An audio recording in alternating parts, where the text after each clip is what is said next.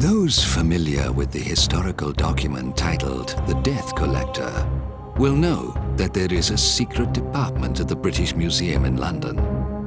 Beneath the Great Court lies the archive of the Department of Unclassified Artifacts, where all the things are kept that are not supposed to exist, or which are too terrible and frightening to be made public. Those who know about the department may be a little more prepared for the horrors that now lie ahead. Some may be imagined or may be fantastical and based on legend. But be warned, many of the diabolical things that you shall witness are documented fact. I talk of secret societies and hidden mysteries, of evil plans long made, and of villainy about to be dispatched. I talk of the legends of the Book of the Undead, and of the Lord of that hellish region. I talk of vampires and the so-called Parliament of Blood. The carriage had been booked for over 4,000 years, and the driver did not want to be late.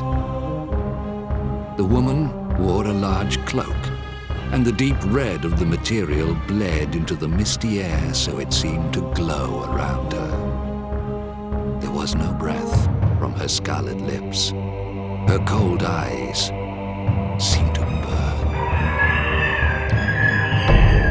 The pale wrappings were spattered with red, drips, then a trickle as the blood ran freely. The mummy's wrappings seemed to dissolve. Steam was rising from the points where the blood had dripped, drifting away in a faint mist to reveal the weathered, parchment-like skin beneath. A face cracked and sunken with age. A face that was moving, turning, looking up at the people above.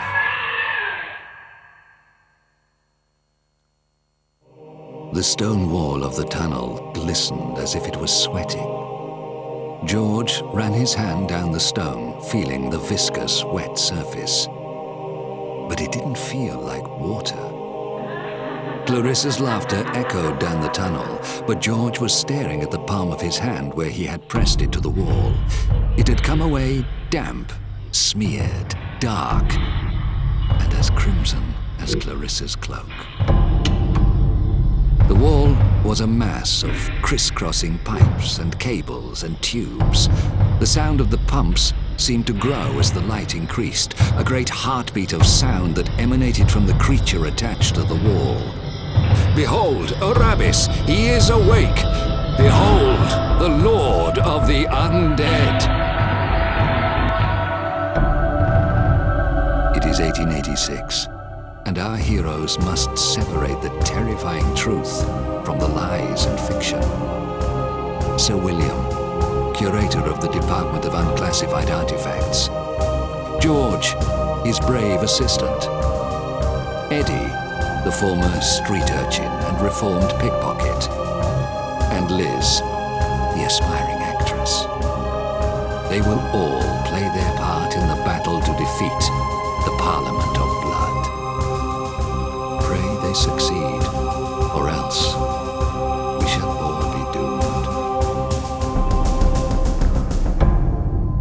The Parliament of Blood by Justin Richards.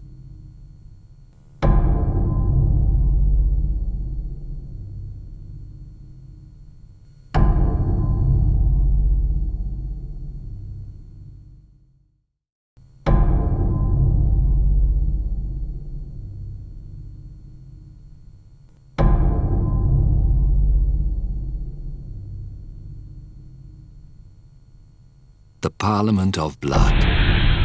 Available now, if you dare.